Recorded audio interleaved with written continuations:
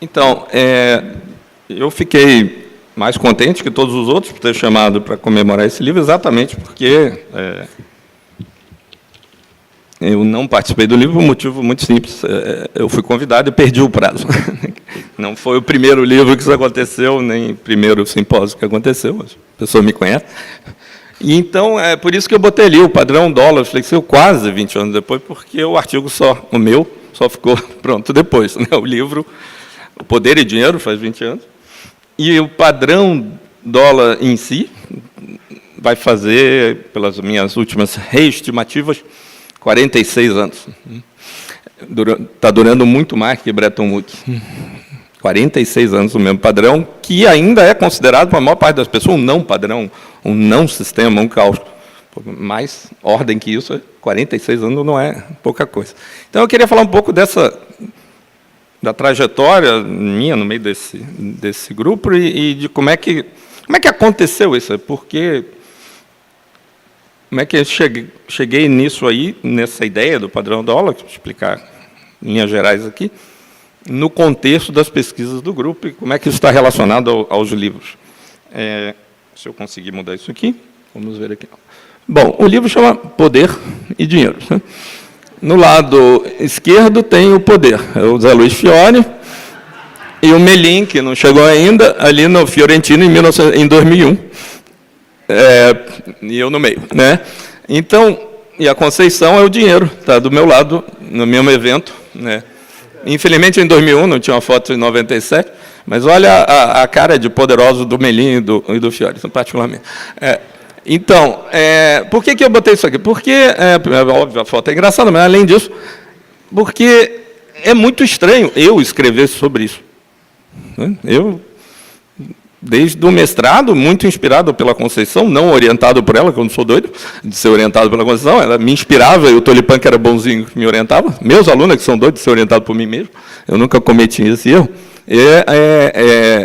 Eu sempre trabalhei com a questão da teoria econômica, muito inspirado pelos esquemas de produção kalekianos da Conceição nos anos 70 e 80, e no velho drama da heterodoxia de como conciliar a discussão de realização e distribuição do excedente, e coisas de teoria pura. Né? E, de repente, apareço eu metido nesse grupo de economia política internacional. Juro que eu nunca imaginei que eu ia trabalhar nisso. Eu lia essas coisas, mas nunca pensei que eu ia produzir nada. Porém, assim que eu voltei do doutorado, eu nem tinha entregue a tese, eu só mandei ela em 95, e só foi defendido em maio de 96, o Fiori me chamou para uma pesquisa no Instituto Universitário de Estudos Estratégicos, invenção do IMS, do Noronha, que está ali, do Fiori, e eles me fizeram fazer um relatório que era para fazer junto com a Luiz Teixeira. A Luiz Teixeira estava super ocupado, não pôde me ajudar, exatamente sobre a questão, o papel estratégico de entender as mudanças na economia internacional, particularmente o papel dos Estados Unidos, particularmente o papel do dólar. Como eu não sabia nada do assunto, eu comecei a estudar, e aí nunca publiquei coisas desse relatório diretamente, porque eu comecei a ficar com dúvidas muito grandes. E o Fiori, quando eu vi, virou o meu segundo orientador. Mal tinha acabado uma tese, ele me bota para fazer outra. Então, a minha participação no grupo não apenas foi geral, mas eu fiz um segundo doutorado, orientado pelo Fiori, ao longo dessas reuniões. E, literalmente, eu assisti a aulas do Fiori e do Medeiros, quando eu voltei para o Brasil, porque eu tinha me concentrado já era professor, mas eu tinha me concentrado em coisas de teoria. E, ao longo desse segundo doutorado, eu comecei a ter muitas dúvidas sobre o que eu tinha lido, inclusive na interpretação tradicional dos colegas, sobre os problemas, particularmente do fim, dos problemas e o fim do padrão ouro-dólar, mas não estava conseguindo sair da coisa. Resumindo, eu estava com vários problemas. Estava com problemas da falta de coerência teórica entre o que eu achava a visão razoável de como funcionava a economia, depois de muito estudar teoria, e certas premissas da análise dos autores mais, digamos, respeitados pelo próprio pensamento crítico, particularmente o Triffin, que dizia que tinha uma contradição no padrão da aula, que era que os Estados Unidos precisava ter déficit em conta corrente para poder financiar o resto do mundo no pós-guerra, e, ao mesmo tempo, se tivesse a cobertura em ouro, a posse do ouro, ia diminuindo, e isso fatalmente levaria a uma crise. E isso foi, digamos, piorado, essa falta de, vamos chamar de cobertura, de lastro, né, entre o dólar e o ouro, foi ficando progressivamente pior, com o crescimento dos euromercados, que também era visto como algo descontrolado, do ponto de vista do poder americano, que, juntando as duas coisas, teve uma hora que o mercado, digamos assim, tornou inevitável o fim da conversibilidade, que seria uma crise do dólar. Agora, isso tinha problemas teóricos, vou falar um pouquinho aqui, muito pouco, e tinha um problema mais de interpretação, digamos, histórica, política, geopolítica, que não estava junto com uma ideia geral, que exatamente o texto da Conceição, que a gente sugeriu que fosse que a pesquisa do livro começasse com a retomada do texto dela sobre a retomada americana, com a realidade de que, olhando no final, meados dos anos 90, cadê a crise dos Estados Unidos? Certo? Não estava batendo nada, nem estava muito confuso, muito difícil. Então, o trabalho era duplo, era primeiro entender melhor os mecanismos teóricos, depois entender o que aconteceu. Se os Estados Unidos estavam em crise e as coisas nos anos 90 foram do jeito que foram, imagina se estivesse bem. Então, havia isso é uma coisa, acho que geral, do grupo, e por isso, em homenagem ao texto da Conceição, é que estava muito na moda a ideia que os Estados Unidos já era. Isso é difícil o pessoal mais jovem talvez perceber, mas na época era uma coisa totalmente ousada dizer que os Estados Unidos acabou. Os candidatos à nova hegemonia, tinha uma onda do Japão, né? Lembra que o Japão ia ser uma potência, a Alemanha. Isso, era cheio de coisas desse tipo. Então, a pesquisa tinha muito a ver com isso, né? Daí surgiu, de forma meio inicialmente, muito preliminar, a ideia do padrão dólar flexível. E que, inicialmente, um crítico do padrão, da visão do Triffin, que era o Kindleberger, que era pouco valorizado pela esquerda, porque ele era pró-americano, ele tentava negar que os Estados Unidos tinham um privilégio exorbitante, ele dizia, olha, o problema não é que os Estados Unidos têm que se financiar com déficit, isso não precisa de déficit para financiar. Os Estados Unidos é um banco comercial do mundo, contanto que ele capte a curto ativos, as pessoas depositam ativos em dólar de curto prazo, dívida pública americana, e empreste a longo, tudo bem, ele provê a liquidez que o mundo precisa. Essa questão do déficit de conta corrente é desnecessária e não é relevante.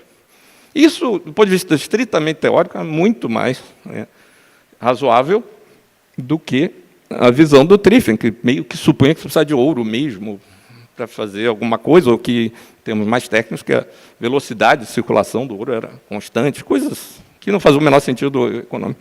Porém, a ideia de que não havia grandes privilégios, porque, afinal de contas, os Estados Unidos prestava o serviço de intermediação bancária, e o ganho era apenas, digamos, a diferença entre a taxa de juros de curto e de longo, de captação e de empréstimo, era extremamente implausível. Só que exatamente a ideia do padrão dólar flexível é que,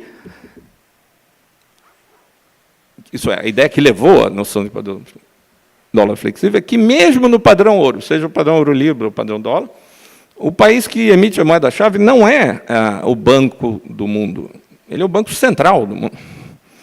E que, havendo uma referência de uma moeda internacional ouro, uma paridade fixa, isso cria algumas limitações, como há limitações para a liberdade de atuação de um banco central qualquer, quando tem um regime de câmbio fixo de plena conversibilidade do mesmo jeito. Ele pode fazer algumas coisas, mas não todas, tem assimetrias, etc. Não é diferente, mas nem tanto. E, particularmente, no caso do ouro, evidentemente, para você cumprir esse papel mundial, você não podia deixar que o ouro fosse embora, que as suas reservas em ouro tinham que ser protegidas de qualquer custo. Todas as análises mais realistas da operação do padrão ouro, seja o inglês, seja o americano, inclusive a do próprio Triffin do padrão ouro inglês, iam meio nessa linha.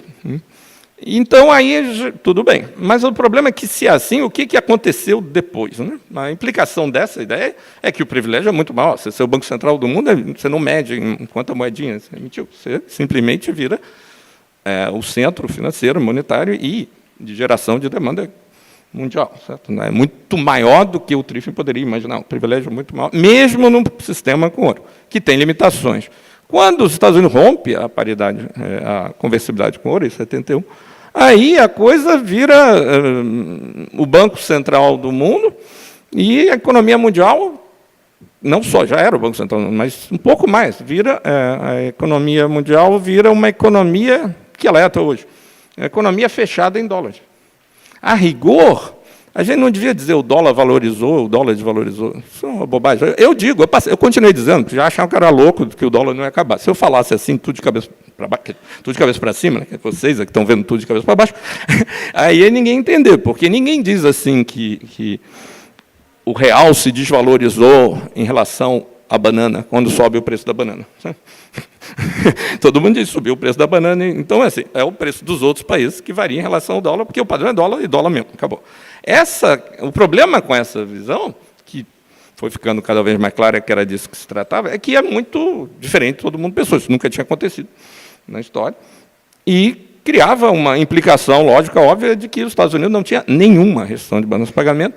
Os Estados Unidos não tinha tido grandes déficits conta corrente antes de 1980, começou a ter déficits crescentes, depois nunca mais não teve déficit, mas todo mundo se preocupava. Nesses últimos 20 anos, a quantidade de previsões catastróficas que o dólar vai acabar, vai explodir, vai ter uma crise, e depois, ou outra moeda vai tomar o seu lugar, é a constante. Se eu não tivesse tido que fazer tantas outras coisas no meu trabalho, minha outra tese e outras coisas, podia ganhar a vida repetindo, não é isso, não é isso, não é isso. E, de fato, estamos aqui, 20 anos depois, e nada. Né? Então, na realidade, o dilema que houve nos anos 70 não era o dilema do Triffin, era o dilema do Nixon, que queria desvalorizar a moeda americana por uma série de motivos, parte de competitividade, lucratividade do setor externo, etc. E, ao mesmo tempo, não queria perder o controle da moeda mundial. Ele não podia fazer isso dentro do padrão ouro, porque dentro do padrão ouro você não pode tomar a iniciativa de mudar a paridade nominal, porque sua moeda tem que ser tão boa quanto o ouro. Os outros é que tem que mudar, por isso tantas negociações tão chatas com os países europeus. E, em algum momento, ele chegaram à conclusão que isso não valia mais a pena. E, então, o presidente Nixon rompeu a conversibilidade. Essas ideias estavam mais ou menos desenvolvidas numa notinha de 98, mas eu só cheguei a publicar o artigo em 2002, 2003. Em 99, no livro Estados e Moedas, com aquele cantor de rock ali, Carlos Medeiros, isso ia ser a capa do nosso disco de rock, mas a gente resolveu fazer um artigo para o Estados e Moedas sobre padrões monetários internacionais, porque com a música não ficou tão legal. O refrão era legal, mas a música não era muito boa. E aí, a primeira vez que saiu isso aí. Mas, por exemplo, o Fiore, generosamente, sempre cita e eu já recebi uns 20 e-mails ao longo do tempo, um suposto artigo do Franklin de 98, que é o que eu passei para você, que não está em lugar nenhum, nem tem cópia eletrônica. De vez em quando eu recebo um e-mail, cadê esse negócio de 98 que o Fiore citou? Mas, a rigor, é o de 2002, 2003. Né? Então, no trabalho com o Medeiros, esse só apareceu. E aí, a coisa... Só em 2004 mesmo, que eu acho que eu fiz uma versão que eu achei razoável, que, no fundo, é a versão do relatório de 95, que eu acho decente, é o artigo de 94, que tem toda, eu fui lembrar vagamente, que tem toda a reconstituição, como foi historicamente, a Golden Age, como é que acabou, etc. Então, na rigor, eu demorei 95 a 2004 para fazer uma versão mais ou menos que eu achava razoável do ponto de vista que cobria o ponto de que os Estados Unidos saiu por cima, digamos, dessas crises dos anos 70, a partir de interpretação histórica, que não estava combinando, e era teoricamente consistente com os trabalhos que a gente faz aqui no grupo de economia política. Só que, obviamente, já passou uns anos daí, e a gente vai descobrindo, sempre tem problema no que você já fez. O problema de revisitar é que sempre tem problema. Então, a primeira coisa, o primeiro problema, era tão forte a ideia de que nos anos 70 era um período de crise do dólar, etc., mesmo depois de 71, que eu mesmo, nos primeiros textos, até no 2004, datava o padrão dólar de 80 para cá, desde quando o Volcker fez a virada da política macroeconômica.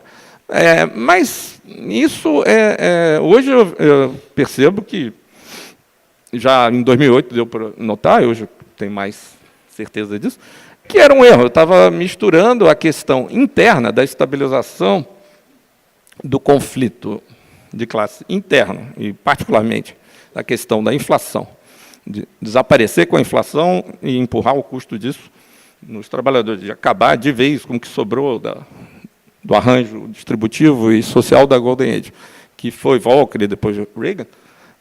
Confundir isso com a perda de paciência com os aliados, e não com os inimigos, sejam os trabalhadores, sejam os países socialistas, do Nixon e do Kissinger, que é antes. Também, nesse texto, se fala da estratégia do Nixon e do Kissinger como muito mais agressiva em relação à União Soviética, por exemplo, do que era. Hoje eu percebo que não, tinha detente, tinha várias coisas. Os soviéticos ficaram muito tristes quando o Nixon saiu. E, pelo contrário, eles achavam que dava a ideia de coexistência podia funcionar naquela época. E foi incrível o Carter, por causa do Congresso, em parte, e o Carter, e depois que a coisa virou. Então, isso também não está. E uma evidência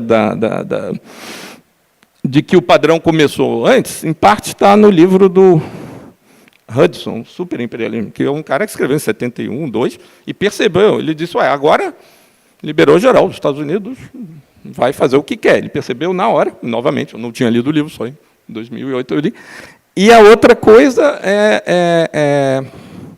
que me convenceu que tinha problemas aqui foi a tese de doutorado dessa moça que está sentada aqui, que é a Débora, que fez um trabalho documental muito interessante, já no PEP, mostrando as discussões do Nixon, do staff dele, sobre essa situação, e quão agressiva e não estratégica era a ideia de se livrar dos aliados, dando palpite em questões monetárias, desvinculando inteiramente essa coisa. Não era uma defesa contra a especulação financeira, coitado do Nixon, aquado, como parece.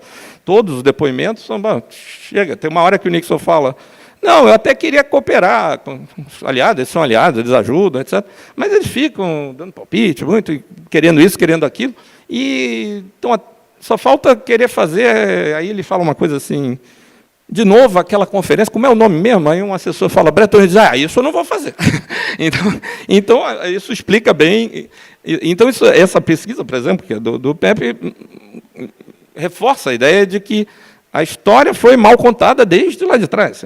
A posição do Nixon era muito mais de força do que de fraqueza, e muito menos beligerante em relação à União Soviética, isso é uma coisa importante, e até... estrategicamente, pelo menos no curto prazo, menos ofensiva na direção de uma ortodoxia macroeconômica, etc., do que as pessoas pensam. Afinal, foi o Nixon que fez controle de preço e salário, que manteve, que tirou os Estados Unidos do Vietnã. É um período que a gente tem que estudar melhor, porque o que houve, sim, foi o fim da paciência com a reconstrução dos aliados. E a ideia básica era os aliados americanos na Guerra Fria foram reconstruídos, foram ajudados, e agora estão querendo voltar a ser grandes potências, e isso era inaceitável. A União Soviética, tudo bem, que tinha muita bomba atômica, ele respeitava. Esses aí tinham que ser colocados de volta no seu lugar. A ideia de estender isso para o resto é um segundo momento, na minha opinião, tem muito mais a ver com Reagan e o que veio depois, e o Volcker, e depois Reagan, do que o Nixon em si. Então, a questão Nixon aqui, do ponto de vista do PEP, é uma linha, acho que a gente tem que olhar de novo, de uma forma que supere essas limitações. Por outro lado, esse aí é o ministro Connally, do Nixon, com uma escopeta dentro da sala oval, que é essa frase famosa dele, o dólar é nossa moeda, mas é o seu problema, que é exatamente o que passou a acontecer a partir de 71. Então, o ponto é, não, mesmo nós que éramos muito críticos à ideia do declínio do poder americano, subestimamos. Então, não só o padrão dólar está aí desde 80 e não declinou, mas, na realidade, ele é mais velho do que a gente pensa. Porque o suposto não-sistema era um não-sistema de ordenação financeira, que está uma bagunça, a convivência com o câmbio flexível e com a liberalização financeira aqui e ali ainda não estava estruturada como teve depois. Tudo bem, menos, mais difícil de antever do que foi ficando, foram se criando, o Hernani sabe isso melhor de todo mundo, instituições, coisa para conviver com essa, inclusive, instabilidade, coisa financeira. Desse sistema, digamos, financeiro era meio não sistema, mas monetário era não. Já não havia a menor dúvida que todo o que depois se chamou de globalização financeira seria lastreado no dólar. Isso, o Medeiros já trabalhou com isso, etc. Mas isso não é depois do Volcker, não, é antes. Então, essa é uma questão importante, que já estava lá atrás. Inclusive, o euromercado, voltando à questão do euromercado, o euromercado não era um sinal de fraqueza do dólar, ao contrário, o dólar já era tão dominante que mesmo os inimigos dos Estados Unidos e países que tinham péssima relação com os Estados Unidos, como países socialistas, como a Líbia e outros, queriam operar na economia mundial em dólar, mas não queriam estar na jurisdição política americana para não congelar os ativos deles. E os ingleses falaram, tudo bem. Então, não era sinal de fraqueza, isso é sinal do efeito da força.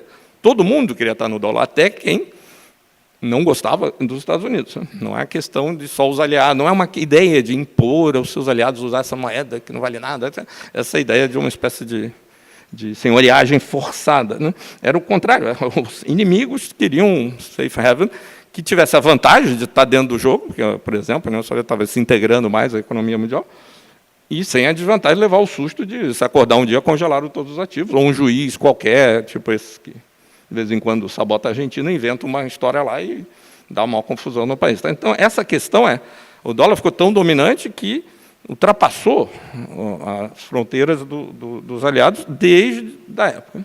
A outra coisa, então, para trás, o padrão dólar é mais antigo do que a gente pensa. E, de lá para cá, tudo que aconteceu foram vários exemplos, houve muitas controvérsias, mas vários exemplos dessa contínua dominância do dólar. Por exemplo, houve um debate na época que o Japão tinha um superávit muito grande com os Estados Unidos, que isso levaria a uma crise do dólar, porque na hora que eles vendessem os títulos públicos americanos, os Estados Unidos iam se ferrar e as taxas de juros iam subir nos Estados Unidos. E, de fato, cada vez que alguém, um outro país, vende um título público longo que está na sua reserva em dólar, de fato, nesse momento, o preço do título cai, né? E a taxa de juros sobe. Mas a história não acaba aí. Se acabasse aí, as pessoas têm razão. Mas não acaba. Como a taxa de juros curta do Fed continua onde sempre esteve, né? O que acontece é que, muito pouco tempo depois, às vezes alguns minutos, alguém vê uma oportunidade de ganhar dinheiro fácil pelo descolamento do retorno de curto e de longo prazo de títulos igualmente seguros. E simplesmente esses títulos são comprados. E o que acontece pelo mercado, no mercado secundário? E o que acontece é que a taxa de câmbio do outro país é que valoriza descontroladamente. Então, por exemplo, apesar do padrão dólar não requerer uma paridade, é o único país que poderia deixar a taxa de câmbio flutuar loucamente, a taxa de câmbio do dólar não flutua loucamente em relação a todas as outras moedas, porque as outras moedas não podem lidar com isso. Então, os países que são superavitários em relação ao dólar tentam evitar uma valorização absurda, brusca, que destruiria a sua riqueza financeira. E os países deficitários, ou devedores, tentam evitar o custo doméstico altíssimo de uma desvalorização. E é assim que, então, nem o dólar é perfeitamente flexível. Os outros países não conseguem manter o câmbio flexível do jeito que quiser, mas nem os Estados Unidos, mas por conta dos outros. Né? O Japão, quando as pessoas ficavam falando assim, Franklin, você não leva em conta que pode ter uma fuga para o dólar? Eu falei, eu levo, já houve. Pergunta o que houve. Fugiram para o Ien, quem se ferrou foi o Ien. Porque valorizou tanto lá que deu a crise. Bom, o Hernani é o assunto do Hernani. Né? E agora, estou falando a mesma coisa com a China. Se a China está condenada a comprar, né, os títulos em dólar, porque ela não quer que aconteça a mesma coisa, não faz sentido. Porém, o que ela pode fazer, o que ela tem feito ela compra, e aí depois ela usa esse dinheiro para fazer o seu imperialismo ferroviário ao longo do mundo, para ser um novo canal de fornecimento de liquidez em dólar para países de desenvolvimento que querem. Ela faz um subimperialismo associado, né, de que ela diz assim, o FED é malvado, o Banco Mundial é malvado, o FMI é malvado, nós somos desenvolvimentistas, imperialistas desenvolvimentistas. Você quer Estado? Ok. Você quer ferrovia? Ok. Você quer ajuda em balanço de pagamento? Ok. Mas, e o mas no fundo é dólar. Né? É o jeito dele se livrar dos dólares que estão rendendo pouco e de seguirem seus interesses nacionais. E agora, como o próprio Hernani tem olhado, está até entrando na coisa, querendo entrar no circuito de financiamento internacional, meio naquele aprendizado que tinha, como a dissertação da Carolzinha minha aqui, você mostrou, e ela mostraram também, aconteceu na época da Primeira Guerra Mundial, que o negócio era Libra, mas era ouro, aí os empresários da área financeira começaram a incentivar o Fed a ter uma política virada para fora de acumular ouro. Então, essa acumulação de dólar está gerando esses incentivos, digamos, de testar as águas aí no setor financeiro chinês. Então, essa questão de que os Estados Unidos é refém do Banco Central da China é o contrário. Quem quer prosperar na economia mundial, seja em comércio, seja em finanças, é refém do dólar, porque a economia mundial é em dólar. É um fato que você pode ficar, se você souber, você pode se proteger, vários países se protegem, mas isso é uma coisa. A outra coisa, exemplos de situações em que muita gente dizia que o padrão dólar não ia dar certo se houvesse uma crise financeira, porque a ideia, muitas pessoas achavam que a predominância do dólar era resultado digamos, da organização, da eficiência, da profundidade dos mercados financeiros privados americanos. Muita gente falava isso. Só que, em 11 de setembro de 2001, houve um atentado que fisicamente, inclusive, destruiu registros de várias coisas financeiras, e no centro de Nova York, que é o centro financeiro do dólar, e houve uma fuga para o dólar, e não do dólar, atrás de outra coisa. Em 15 de setembro de 2008, quer dizer, amanhã, faz 7 anos? Não, 9 anos, houve uma crise terrível que mostrou que essa eficiência, profundidade, etc., estava junto com fraudes absurdas e uma, digamos, e certas atrapalhadas na operação de emprestador de última instância, nesse contexto do Banco Central Americano também, e o mundo inteiro, apesar disso, fugiu para o dólar. E finalmente, o euro apareceu aí, nesse tempo, e todo mundo falando, agora vai, o euro vai juntar a Europa, etc. E aí o euro entra em crise, a reboque da crise americana, e há uma fuga para a qualidade. Essa fuga para a qualidade, de fato, é uma fuga do euro para o dólar, e dentro da Eurolândia é uma fuga das moedas dos países mais fracos para os países centrais, que causa um enorme desequilíbrio que foi interpretado, na minha opinião, erradamente, tanto como fiscal, quanto de conta corrente, que é simplesmente uma mudança de portfólio.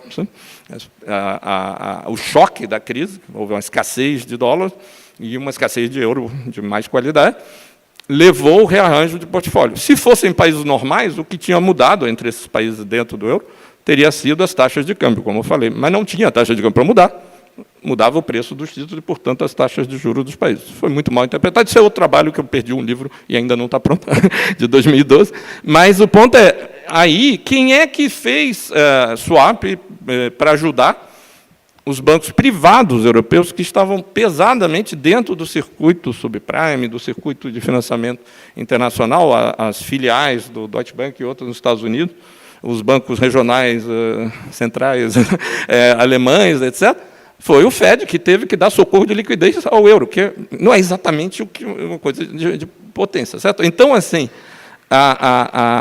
do ponto de vista do velho debate, se a predominância financeira é que leva a predominância monetária ou o oposto, claramente a evidência mostra, eu acho, que a dominância monetária é mais importante, porque ela é central, porque se você pensa em finanças, e não é neoclássico, aí é fundos emprestáveis, poupança, essas coisas. E você também não tem a limitação que, infelizmente, muitas análises keynesianas têm, de achar que a moeda, em algum sentido, é exógena. Se ela é exógena, realmente não tem emprestador de última instância, a gente está em outro planeta. No mundo real, com moeda endógena, quem decide, quem quebra, quem não quebra, quem opera toda essa coisa lá atrás, a infraestrutura do sistema, é o Banco Central. Então, não tem jeito, você jamais vai poder desenvolver muito o setor financeiro, você tem alguém atrás para bancar. Quem banca tem que ser dólar, ou essa coisa que a China está tentando fazer, um dólar virtual. Bom, então, só para ilustrar a enorme assimetria do dólar em relação ao resto, os Estados Unidos ainda recebem, aquela coisa que está verdinha ali em cima, renda líquida enviada do exterior, embora tenham a maior dívida externa do mundo. O que é estranho, porque eles continuam, mas sim, eles continuam sendo o banco do mundo. Eles têm mais passivos do que ativos, mas os ativos rendem muito mais que os passivos. Porque, novamente, eles são eles têm muito, por exemplo, investimento direto estrangeiro, outras coisas, e a taxa de lucro é muito maior que a taxa de juros, ainda mais a que eles pagam na reserva. A outra coisa que é importante, é pena que a Conceição não está aqui, que é o que ela sempre chamava atenção, e ela tinha toda a razão, é chamado problema que ela falava, o problema da macroeconomia dos estoques. Por quê? Porque a gente, tradicionalmente, pensa assim, né? Se o cara tem déficit conta corrente 2, 3 anos, a dívida externa dele vai ser o saldo desses déficits. Só que você olha o saldo acumulado, ali, a linha azul, a linha azul é o somatório dos déficits conta corrente dos Estados Unidos, que devia ser a dívida externa líquida americana, ou a posição internacional de investimento na linguagem nova, hoje. O passivo externo líquido americano devia ser quase 60% do PIB em dólar. Só que é pouco mais de 40%. Essa diferença é toda variações no valor dos ativos e passivos que já tem. Como? Porque aqui você tem dois elementos importantes nessa coisa que a Conceição falava. Primeiro, é a magnitude das reavaliações dos valores dos passivos anteriores. Você, na hora que faz a transação, é uma coisa. Você comprou uma ação, depois a ação muda de valor, etc. E, dentro disso, a coisa mais importante é a variação da taxa de câmbio. Porque os Estados Unidos, fundamentalmente, ele tem ativos muito em outras moedas e quase nada de passivo em outra moeda. Então, cada vez, por exemplo, que desvaloriza o câmbio, você tem uma grande desvalorização do passivo externo americano, o oposto que a gente pensa normalmente, se fosse o contrário. E a outra coisa importante aí também não é só olhar isso que é em termos líquidos, né, e sim as magnitudes dos passivos brutos, que vem dessa enorme crescimento desde os anos 70 do volume de transações financeiras fora, entre fronteiras. É tão grande, que uma pequena mudança, por exemplo, na taxa de câmbio, causa efeitos muito grandes, porque os volumes são muito grandes. Só para ter uma ideia, atualmente, uma desvalorização do dólar de 10% reduz o passivo externo líquido americano em cerca de $1 trilhão. Então, qualquer medo do mercado que o dólar não vale mais nada, elimina o passivo do dólar. Então, é uma armadilha mesmo, você não tem para onde fugir. Se você fugir, você fica pior. Você fica mais pobre em dólar. É melhor que você acredite no dólar, senão você fica pobre em dólar. O dólar é a moeda da economia mundial. Não é uma boa ideia. E ali, por exemplo, aquelas linhas mostram, vermelhas, que a conta corrente é o azul. A variação real dos passivos externos líquidos é o vermelho. Você vê que essas flutuações loucas na linha vermelha, parece que a caneta escorregou, são essas mudanças de valor do passivo externo que já existe. Certo? Elas são muito maiores que o déficit conta corrente. Então, se tentar fazer um ajuste, por exemplo, na economia americana, diminuir o passivo externo líquido de 60% do PIB, diminuindo o déficit conta corrente, fica uma coisa engraçada.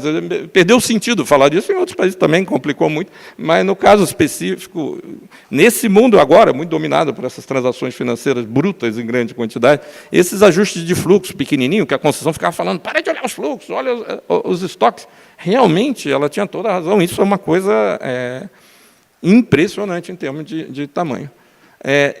E muita coisa aconteceu depois, não vou falar aqui, que já deve ter estourado o tempo há muito tempo, mas muitos desenvolvimentos aconteceram nas nossas pesquisas aqui sobre isso. De fato, outra mudança que foi importante, eu passei muito tempo dizendo que a desvalorização do dólar não criava problema, não afetava a inflação dos Estados Unidos, e eu estava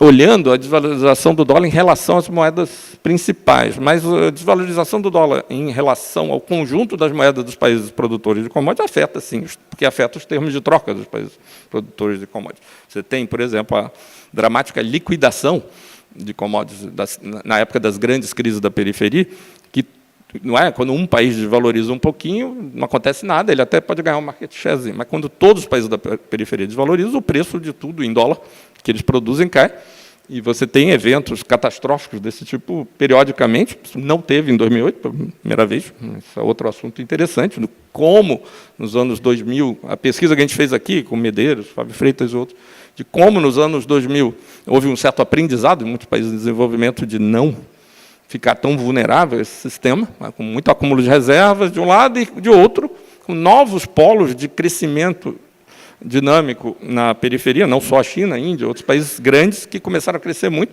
que criaram um espaço, junto com essas reservas muito grandes e sistemas de câmbio que não se comprometiam a ser câmbio fixo. Mesmo sem grandes controles de capital, uma coisa meio pragmática, a gente teve uma performance em todo lugar, não só aqui, muito melhor do que a gente mesmo previa no final, por exemplo, com o texto com o Medeiros de 99, no início dos anos 2000, as coisas pareciam muito sombrias para a periferia, nem passava pela nossa cabeça a ideia de BRICS ou alguma autonomia, etc.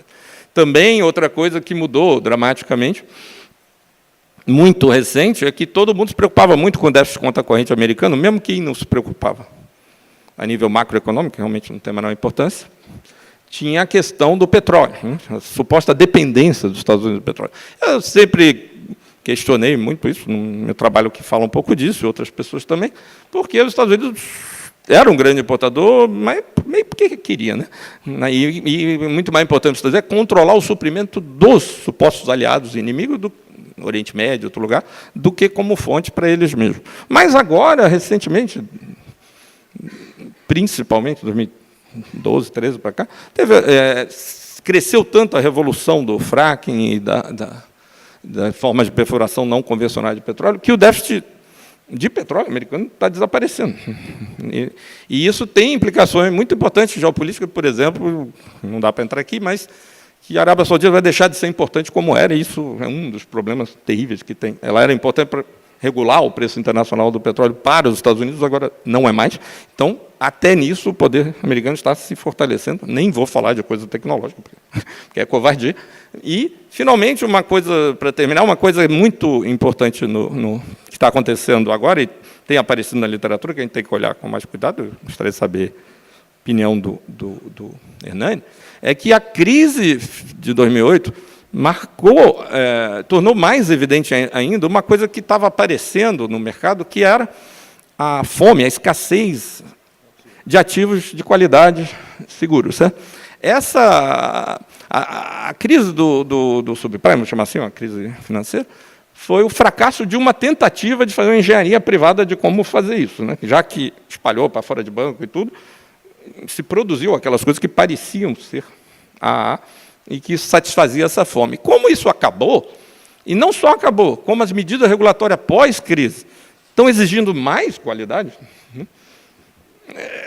Complicou. Agora, isso está tão grave que, por exemplo, isso tem a ver com os trabalhos do Ricardo Suma, a paridade coberta, o teorema da paridade coberta, que é uma espécie de equivalência sem risco de arbitragem entre dólar entre moedas, não está mais valendo, tem desvios. E tem uma vantagem de estar em dólar ou de bancos que, em última instância, são, pelo menos, potencialmente supervisionados em dólar, porque criou esse risco de que o que não for oficial ou não for dólar mesmo, tem qualidade inferior, porque nós não vamos cair de novo nessa lorota. Então, isso está afetando agora o mercado internacional, e tem muita discussão quais são as implicações disso para o desenvolvimento do mercado financeiro e da economia mundial agora.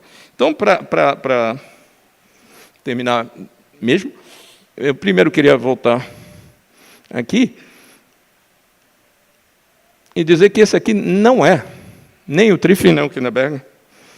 Esse é o Goldfinger, é um bandido do James Bond, que em 1964 queria dominar o mundo da seguinte forma. Aquilo ali é Fort Knox, ele está onde está o ouro, a reserva de ouro americano. Aí, o plano dele, que o James Bond não entende no início do filme, porque Fort Knox é inexpugnável, não era atacar Fort Knox e tirar o ouro. Era jogar uma bomba atômica dentro do... Ele sempre confessa, né? Esses bandidos, é legal que ele chega e diz, antes de matar o James Bond, não, você vai entender, aí confessa, aí o James Bond não morre, que a ideia era jogar uma bomba atômica, o ouro ficaria radioativo, e, ficando radioativo, não pode mais usar, e o Goldfinger estava comprando ouro no mercado. Era uma jogada para valorizar o patrimônio dele. Só que não deu certo. O James Bond, no filme, ele mata o cara e pronto. Agora, eu queria dizer que, apesar de eu acreditar muito na minha interpretação do padrão dólar flexível, pode ser que o James Bond tenha falhado e o Nixon foi forçado a acabar com a paridade. O James Bond não pensou nisso, né? de que, se o ouro ficasse radioativo, o Nixon chegava na televisão e dizia, gente, acabou a paridade com o Orazal do ouro. Então, até o Goldfinger não percebeu a dominância do dólar e a pouca relevância do ouro. Certo? E uma lição de vida, lição de moral, né, que é importante nessas coisas, assim, falando de 20 anos de trabalho, porque sabe que eu sou um cara assim, muito espiritualizado. A conclusão, muito pessoal minha, muito mais importante, cumprir os prazos, trabalhar e aprender muito com os professores que são realmente do ramo, como o Fiore e a Conceição. Muito obrigado a vocês por esses 20 anos.